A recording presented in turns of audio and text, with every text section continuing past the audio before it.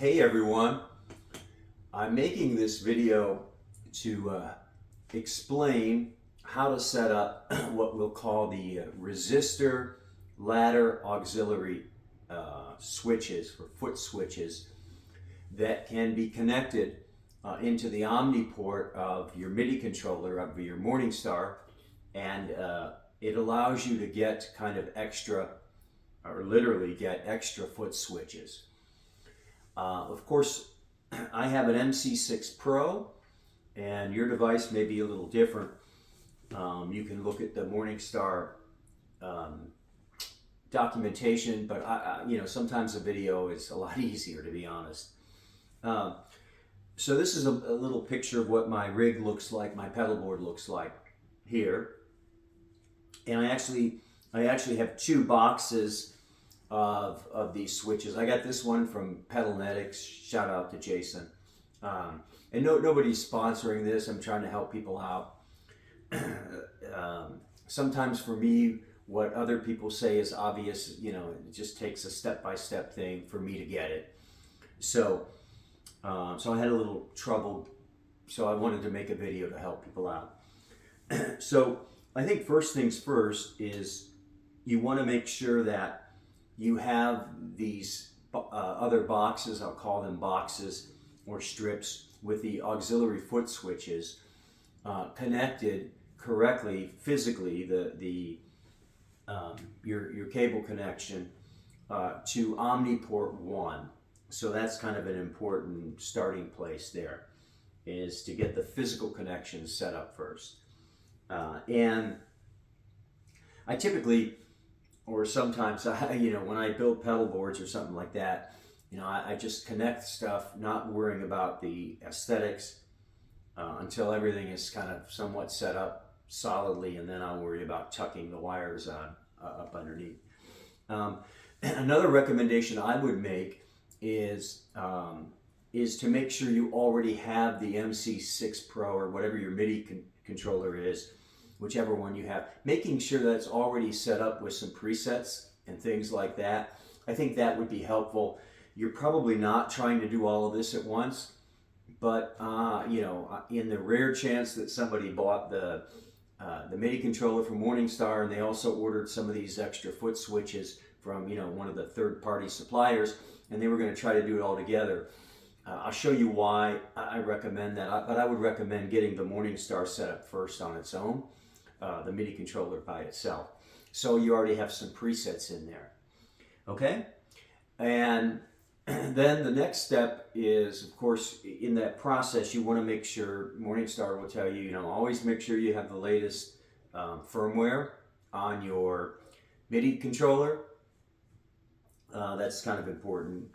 And then what we're going to do is we're going to go in to the Morningstar editor. Now, I use an iPad for my effects processor. That's in part why my rig is like, or my pedal board is like it is.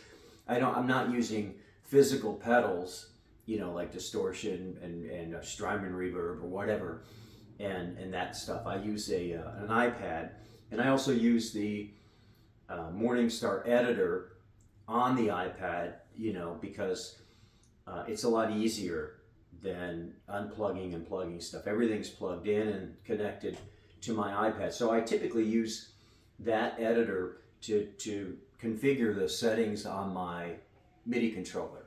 However, for the process of getting these extra auxiliary foot switches set up initially in the Morningstar editor, I would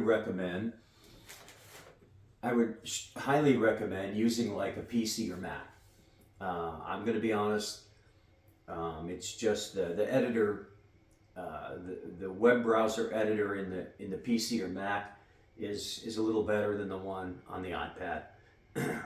And there's a lot of little things. The connection just seems more stable and stuff. And the iPad one works, but I would recommend for setting up your auxiliary foot switches using the PC or Mac. And of course, to do that, What that means is you have to kind of disconnect it, you know, from other things, and then you're going to plug your the USB cable from the Morningstar into your PC. So, and then you're going to open up the editor software. And remember, that software doesn't work, I think, with all of the browsers. So if you're using Firefox or something, I know I've had it working with Chrome. It may work with some others, but you have to look on the Morningstar website and see which ones they recommend. Just so you don't pick a browser and things aren't working, right? So it does work, but you need the right browser. So we're going to open that up and connect it and take a look. So here's where we're at. We've got the auxiliary foot switches, or the boxes, connected into Omniport 1 of my MIDI controller. I've got my laptop here connected so that I can use the editor on my laptop rather than on my iPad. And that's connected up, and I've got the device up and running. I already have some presets on there which I think will be helpful. So I've opened up the editor. I found out which device, you know, there's different connection things. And then I'm going to open up the editor, and I'm going to go to controller settings. Now, I'm making screenshots of some of these, of the screen, of the editor screen on my PC. I don't have that fancy software that you can film your computer. But anyway, I'm making some screen snapshots. So I know this isn't the most exciting thing, but we're in controller settings, and under controller settings, there's configure Omniports. We're going to go to configure Omniports. And when we click on configure Omniports, there are four, and on my MIDI controller, there are 4 Omniports, and we're going to select for Omniport 1, resistor, ladder, aux, switch. There's choices, you know, you could plug an expression pedal into that. There's a number of things you can plug in, but we plugged in these auxiliary switch boxes with the switches on them, foot switches. So we're going to select resistor, ladder, auxiliary switch, and then we have this listing of all these switch, you know, switch 1, switch 2, switch 3, and what function it's going to do. And initially, before you set stuff up, everything's not used and set to do nothing, okay?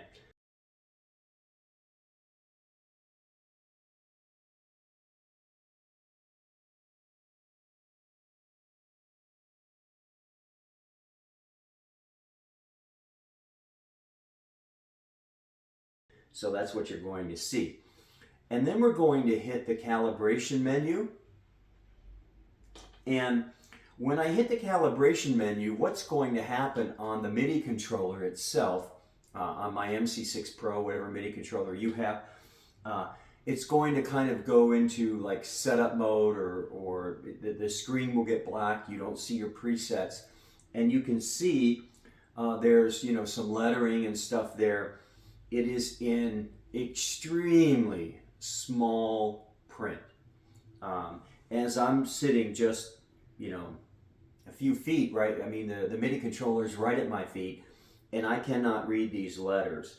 And, you know, I do have 20/20 with my glasses, but I cannot read them.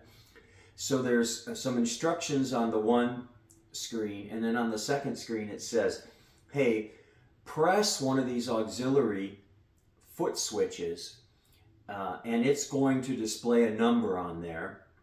And then you're going to take that number and you're going to stick it into whichever switch you want that to be, okay? So what I'm doing is I have 2 boxes, 2 auxiliary boxes.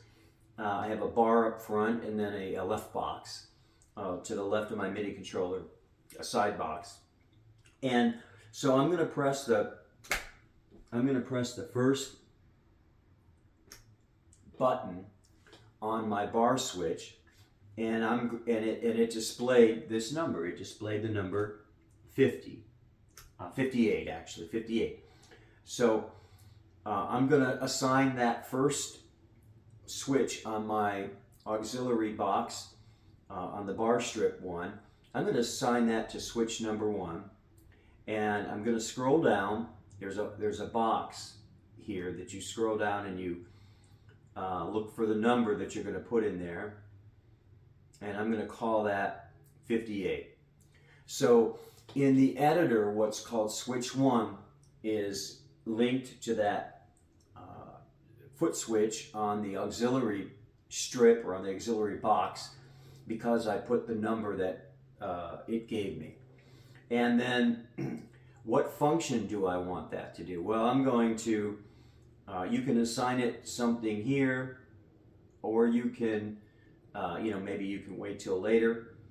But I already had my presets in, and I'm going to assign these various switches as a starting place, just so that it's all set up to some other preset, that I already have in my MIDI controller. And then I'll go back and reshuffle things a little bit. But the first thing is just to get this set up, this resistor ladder aux switch kind of configured in the controller settings and saved to my device.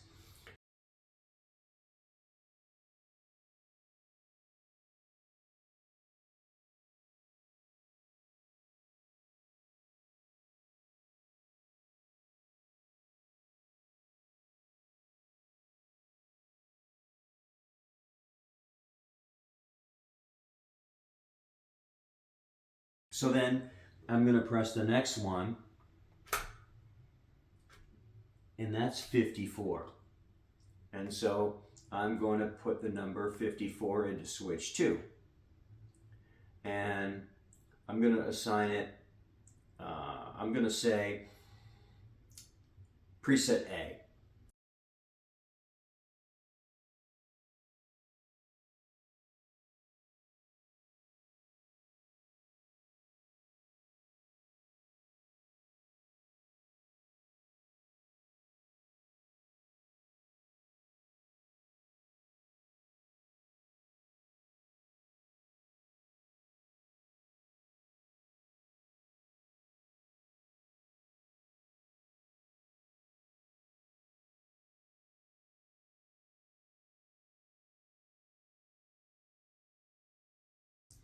So this was kind of the reason I suggested to have the MIDI controller already set up with some presets, because as a starting point, again, you may do some things different, but as a starting point, when I press that switch, it's going to, in essence, act like preset A, do whatever preset A has assigned to it.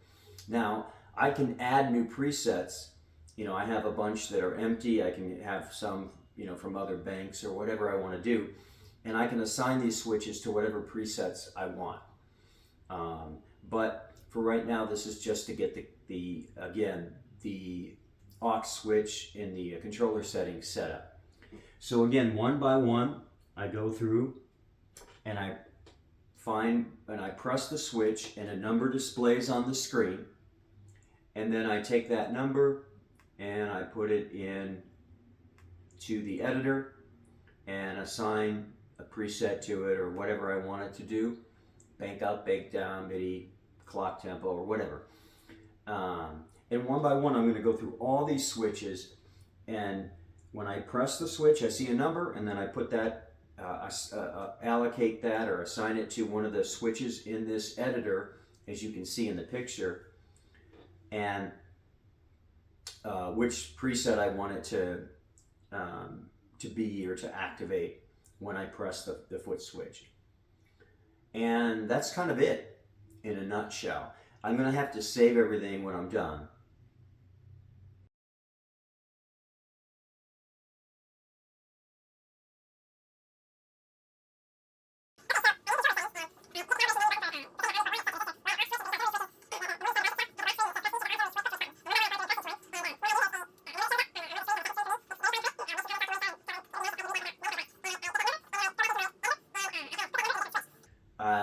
Another great recommendation I'll make to Morningstar is it'd be great to store a comment with each thing here, with each switch in the editor, to tell me, for example, I could come back in and see, oh, switch number 50 is the third one over from the right on this auxiliary switch box. When I go to, later on, when I go to look at these, I have to write something down to kind of remember, oh, switch number 42 or whatever number that came up for whichever one I pressed, what it was associated to. So it would behoove you to write this down, because you're not going to be able to store that information in the editor itself.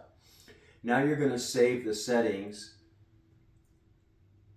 and it's going to, of course, ask you to restart, and you're going to restart, and then the device goes off, and it'll come back on, and then you're going to connect to it again, and now you can set these up further.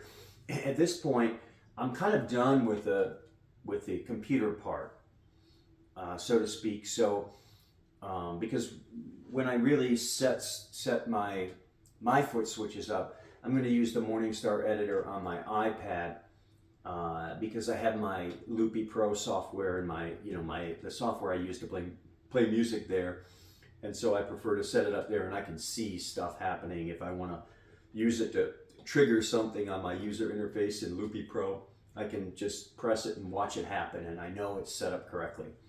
Okay,